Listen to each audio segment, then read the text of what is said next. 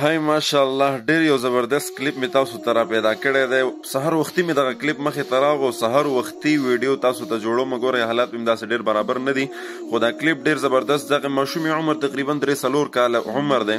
په دغه عمر کې او په دغه حالاتو کې چې د کم معلومات بیان کړي په دغه 1 منټ کې د رسول الله صلی الله علیه وسلم په باره کې، د اسلام په باره کې دغه کم معلومات کم نالج تاسو سره شیر کړي، یقین وکړئ د دینه په دنیوي لحاظ باندې د ډېر غټ سټیټس مالکان چې دغه محروم دي، ډېر غټ سوشل میډیا سټاران، ټیک ټاکران او دغسې ډېر پوی خلک دنیوي لیول سره چې دی هغه د دغې اسلامي معلومات د پیغمبر صلی الله علیه وسلم په باره کې چې کوم معلومات دی د هغې نه محرومه دي.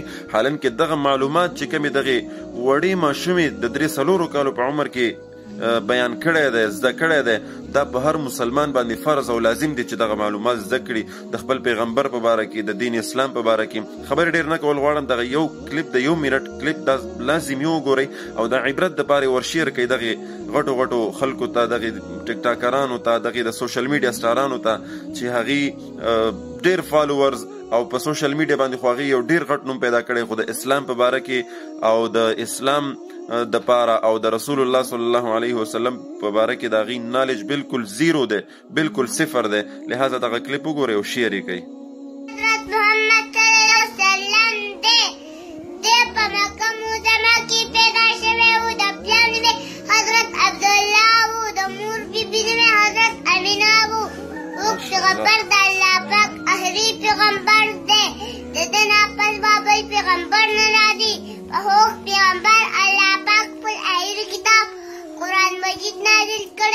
قرآن مجید کی اللہ پاک پر حکمنا بیان کړی دي او پیغمبر چې موږ ته کوم دین ښودلی د هغې نوم اسلام دی.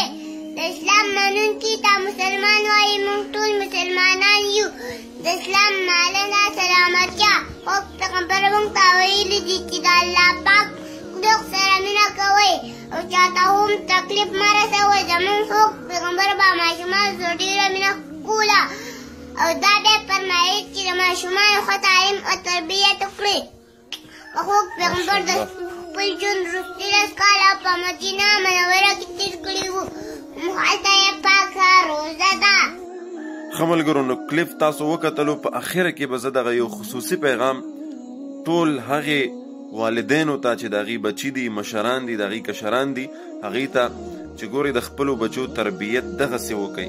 خپلو بچو ته د 3-4 کالو په عمر کې موبایلونه او فیسبوک او سوشل میډیا په لاس کې مه ورکوئ، که نه یې سبا به هغې د خپل پیغمبر نه هم ناخبروي چې موږ د چا امتیان یو.